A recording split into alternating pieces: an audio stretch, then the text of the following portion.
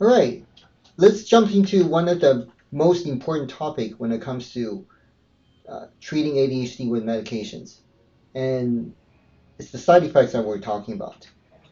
Parents are very concerned about this because they probably overheard other people's experience or they've done their own research on the internet and they've heard plenty of people suffering from side effects, and it's all real. Side effects are, it's an inscrutably part of treating ADHD with medication, unfortunately. They're very common. The only saving grace is that none of the side effects are very dangerous. And I want to preface that the following discussion is going to be about side effects associated with stimulant treatment. The non-stimulant medications, they have their own unique set of side effects that perhaps I'll address in a different video. But typically, non-stimulants play a very minor role when it comes to treating ADHD, simply because they tend to be ineffective. Going back to stimulants side effects, there are three main side effects associated with stimulants. By far, the most common side effects and also the most noticeable one is appetite suppression. So it doesn't really cause nausea. It just makes you not want to eat. A lot of times I like to compare it to the sensation that imagine you just had your Thanksgiving feast, at Grandma Evie's house, and you're stuffed to the brim.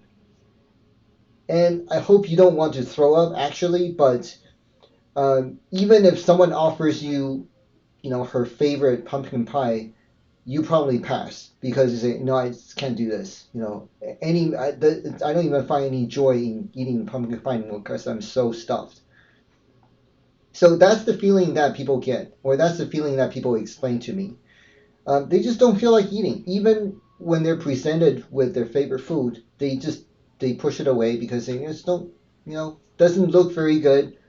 I have no sense of hunger, and this is a very common side effect.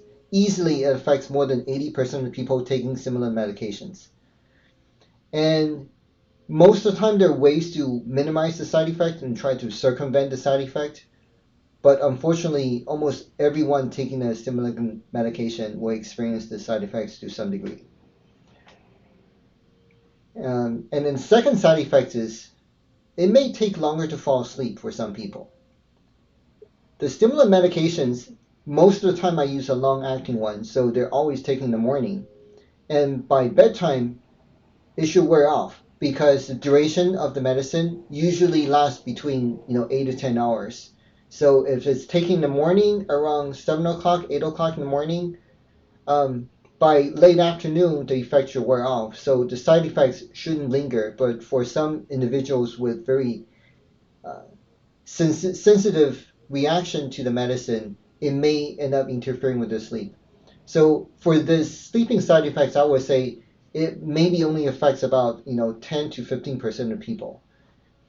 But for those people who are affected, it can be pretty significant. It may take them more than 2 hours to actually fall asleep and can toss and turn. Occasionally, I have people who they stayed up until 2 or 3 o'clock in the morning before they finally doze off.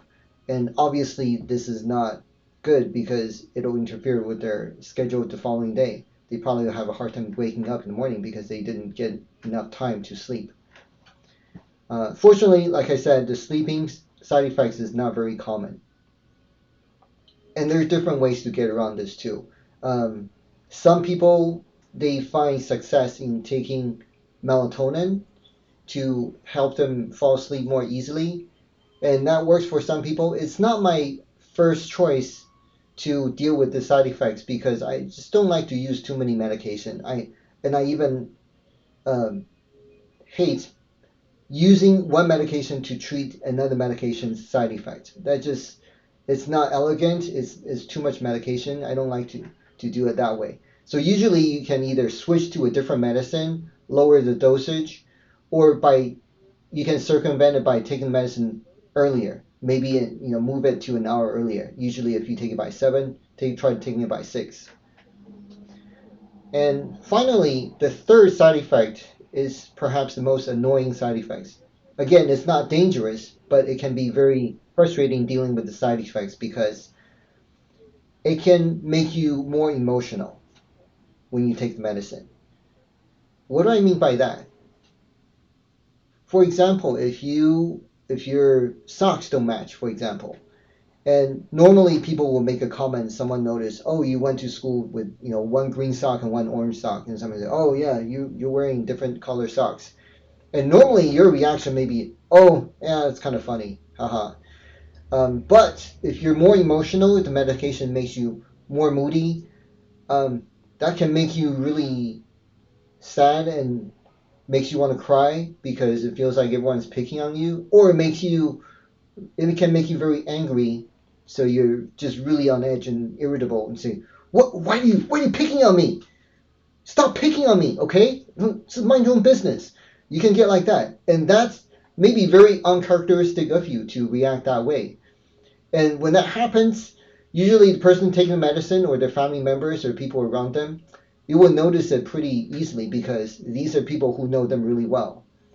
And we can consider changing the medicine, lower the dosage, stopping the medicine. We have all the same options that we have. But this is something that you need to discuss with your doctor and make a decision together on what to do when these side effects happen. I want to go back to the eating side effects because that's by far the most common. One very common way to circumvent this side effect is that by eating a very large breakfast before taking the medicine in the morning.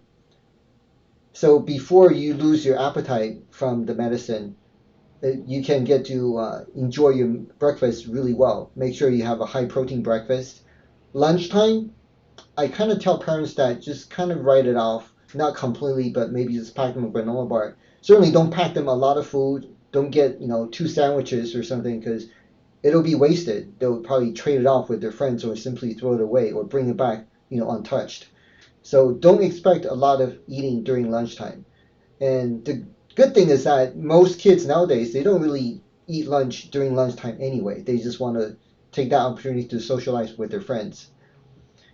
And also, by the time the medicine wears off around 3 or 4 p.m., they become hungry. So after they come back from school, they can enjoy a snack. And by dinner time, they're usually ravenous. They're just eating a lot. And I also tell the families that please allow them to have a bedtime snack if they need to.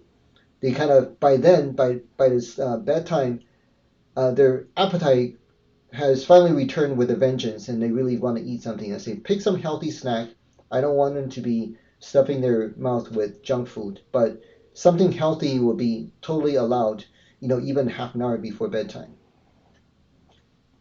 Okay, I think now we have a pretty good grasp on side effects. And remember to going back, if any of the side effects become really bothersome or annoying, you can stop the treatment at any time.